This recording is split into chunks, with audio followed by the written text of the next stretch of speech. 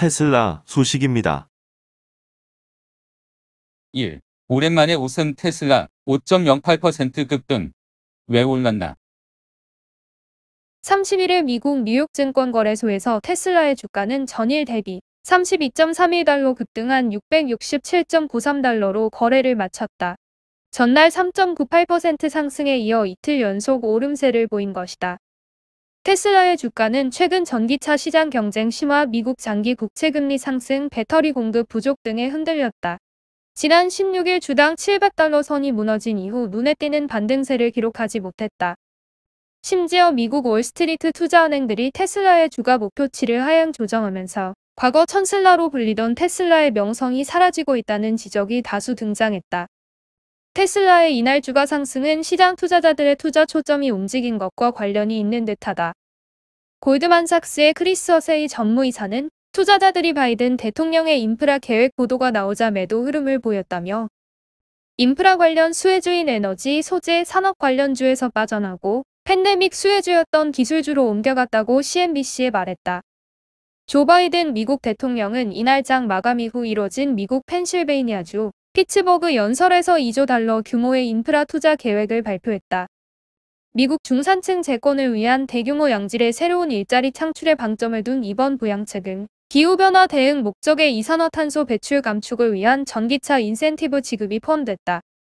전날 장중 1.776%까지 치솟으며 14개월대 최고치에 달했던 미국 10년물 국채금리의 상승세가 안정된 것도 테슬라 주가 상승에 영향을 줄 것으로 보인다. 이날 오후 7시 38분 현재 미국 10년물 국채금리는 0.62% 추락한 1.735%를 나타내고 있다. 미국 투자 전문 매체 배런스 등에 따르면 시장은 1일 발표될 예정인 테슬라의 1분기 판매 실적에도 주목하며 테슬라의 미국 텍사스주 오스틴과 독일 베를린의 새 공장 가동 시점에도 초점을 맞추고 있다. 크프라 리서치의 가렌 넬슨 분석가는 마켓워치 1분기 매출액이 크게 무너지지 않는 한 투자자들은 이번에 테슬라에 면제권을 줄 것이라면서, 계절 요인과 반도체 칩 부족 등으로 생산 차질이 있었기 때문에 투자자들의 기대가 낮아진 편이라고 말했다. 웨드부시의 다니엘 아이브스 분석가는 올해 1분기 테슬라의 판매 실적이 17만 대를 기록해 시장의 예상치를 넘어설 것으로 내다봤다. 금융 정보 서비스 업체인 팩트셋은 테슬라가 올해 1분기에 모델 3 12만 2,600개, 모델 Y 약 1만 대 등 총 16만 8천 대의 판매를 기록했을 것으로 추산했다. 아이브스 애널리스트는 이날 모델 3은 13만 2천 대에서 16만 대로, 모델 S는 1만 2,500대에서 1만 4천 대로 상향 조정한다면서, 글로벌 반도체 부족과 중국 이슈에도 불구하고 테슬라 전기차에 대한 수요가 지속 증가하고 있기 때문이라고 설명했다. 한편 일론 머스크 테슬라 최고 경영자는 이날 오후 트위터에서 현재 텍사스에서 건설 중인 오스틴 공장은 오는 2022년까지 1만 이상을 고용하게 될 것이라고 남겼다. 이에 대해 포춘은 이는 테슬라가 앞서 밝힌 고용 규모의 2배에 달하는 규모라며, 테슬라가 지역 정부기관에 제출한 문서에 따르면 회사 측은 오스틴 공장에 5,000명을 고용하겠다고 했다고 전했다. 이어 머스크 CEO의 트윗은 바이든 대통령의 연설을 한 시간도 채 남겨두지 않은 시점에서 올라왔다면서, 테슬라가 바이든 행정부의 청정에너지 정책과 일자리 창출 계획에서 주목을 받으리라 전망했다. 애플 소식입니다. 1. 태양광 ESS에 테슬라 메가팩 쓴다. 애플이 배터리 기반 태양광 연계 에너지 저장 장치를 캘리포니아 중부에 위치한 태양광 시설 옆에 설치한다고 발표한 가운데 테슬라의 대용량 에너지 저장 장치인 메가팩 배터리를 사용하는 것으로 알려졌다. 31일 애플은 240메가와트시 저장 능력을 갖춰 하루 7,000가구의 전력을 공급할 수 있는 미국 내 최대 규모의 배터리 프로젝트 중 하나인 태양광 ESS 캘리포니아 플랫을 건설 중에 있다고 밝혔다. 애플은 캘리포니아 지역에서 전체 재생에너지 공급을 담당하고 있는 애플의 130메가와트시 규모 태양광 발전 시설을 지원하는 프로젝트라며, 낮 동안 생산된 에너지 여유분을 저장해 에너지 수급이 가장 필요할 때 사용하는 방식이라고 설명했다.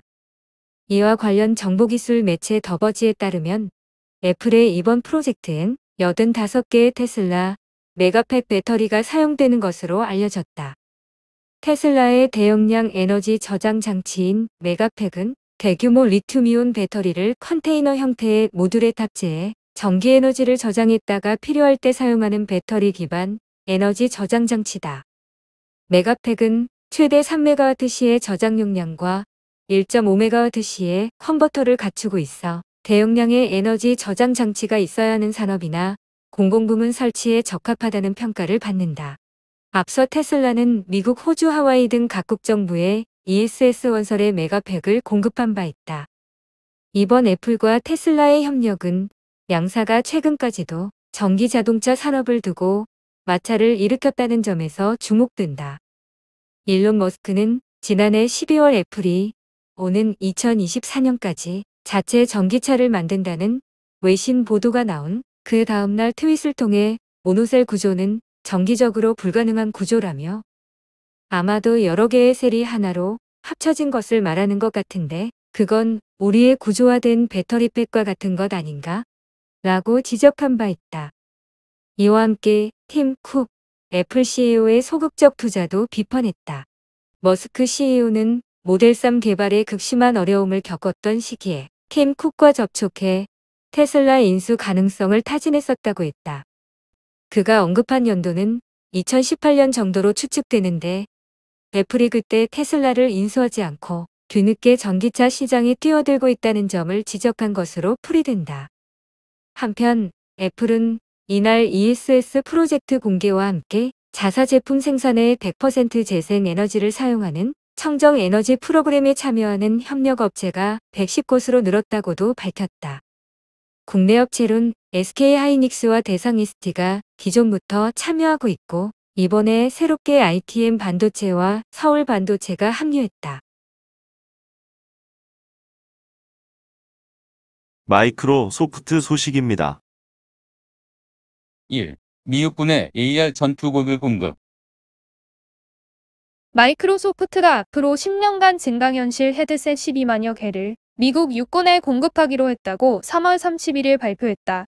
총 219억 달러에 이르는 초대형 계약이다. MS가 납품할 예정인 홀로렌즈 헤드셋은 AR 기술을 활용해 전투환경 분석 능력을 향상시켜주는 장치다. 머리에 쓰는 고글 형태로 착용 후 눈앞에서 지도와 나침반을 확인할 수 있다. 열 화상을 통해 어둠 속에서도 적군을 식별하고 손과 음성으로 시스템을 제어할 수 있다.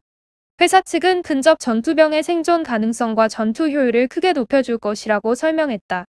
헤드셋 가격은 개당 3,500달러다. MS는 2018년 홀로렌즈 기술을 활용한 통합 시각 증강 시스템을 개발해 미 육군에 납품한 적이 있다. MS는 이 제품을 비디오 게임 등 오락용으로 만들었지만 최근 교육, 의료, 국방 등 다양한 분야로 확대하고 있다. 미 육군은 이 장비를 훈련뿐만 아니라 실제 전투 현장에서 활용할 방침이다. 군은 별도 자료에서 자체적으로 성능 시험을 마쳤다며 예측 불가능한 전장에서 우리 대원에게 유리한 환경을 조성해 줄 것이라고 기대했다. MS 내부에선 자사의 미래 기술이 살상용으로 쓰이는 데 대한 반발도 있었다. 직원 50여 명은 2019년 2월 사티아 나델라 최고 경영자에게 편지를 보내 홀로렌즈 헤드셋이 살상용으로 쓰여선 안 된다고 주장했다. 이들은 전쟁으로 부당한 이익을 누리고 싶지 않다며 모든 무기 기술 개발을 멈추고 군 지원 사업을 중단해야 한다고 촉구했다. 이에 나델라 CEO는 우리가 누리는 자유를 지키기 위해선 민주주의 국가의 기술 제공 요구에 반대해선 안 된다는 원칙적인 결정을 내렸다고 일축했다. 아마존 소식입니다. 1. 바이든 연방세 한 푼 안 내는 아마존. 단단히 잘못된 것 직격탄. 조 바이든 미국 대통령이 연방세를 내지 않은 대표적인 기업으로 아마존을 직접 언급했다고 로이터 통신이 3월 31일 보도했다. 로이터에 따르면 바이든 대통령은 이날 펜실베이니아주 피츠버그에서 가진 연설에서 법인세 인상안을 설명하면서 아마존은 연방소득세를 한 푼도 내지 않는 다양한 허점을 이용하는 91개 포춘지 500대 기업 중 하나라며 직격탄을 날렸다. 바이든 대통령은 아마존을 처벌하고 싶은 것은 아니지만 이는 단단히 잘못된 것이라며 아마존의 이 같은 행태는 중산층 가구가 20%가 넘는 세율을 내는 것과 뚜렷하게 대조된다고 덧붙였다. 이와 관련해 미국 경제매체 CNBC는 아마존이 2018년 연방소득세를 한 푼도 내지 않았다고 보도했다. 연방정부로부터 총 1억 2,900만 달러의 세금 공제를 받았다는 설명이다. 바이든 대통령이 세금 문제로 아마존을 직접 언급한 것은 이번이 처음이 아니다. 그는 앞서 2019년 6월에도 아마존을 언급하며 수십억의 이익을 내는 어떤 기업도 소방관이나 교사보다 낮은 세율을 내서는 안 된다고 말한 바 있다. 바이든 대통령의 지적에 대해 제이 칸이 아마존 대변인은 트위터를 통해 연구개발 관련 세금 공제는 1981년부터 존재해왔고 민주당과 공화당 양당의 지지로 15회 연장됐으며 2015년 버락 오바마 전 미국 대통령이 서명한 법률로 확정된 것이라고 반박했다. 아마존은 지난해 처음으로 미국에서의 세금 납부에 대한 세부 내역을 공개했다. 2019년 연방소득세는 10억 달러 이상이었고 다른 유형의 연방세는 20억 달러였다. 연방세법은 기업의 세금 납부 연기를 허용하고 있다. 아마존은 이를 이용해 2019년 연방소득세 중 9억 달러만 납부했다. 아마존은 지난 2월 지난해 연방소득세로 약 17억 달러, 기타 급여세와 관세 등으로 약 18억 달러를 부과받았다고 밝혔다. 또한 주세와 지방세가 26억 달러 이상이라고 덧붙였다. 아마존은 코로나19 대유행으로 실내 활동이 늘면서 반사이익을 누렸다. 지난해 3,860억 달러의 매출과 229억 달러의 영업이익을 냈다. 한편 바이든 대통령은 앞서 31일 오전에 공개한 인프라 계획에서 법인 세율을 21%에서 28%로 높이고 기업이 수익을 해외로 이전할 수 있는 허점을 해소하는 방향으로 세법을 바꿀 것이라고 밝혔다.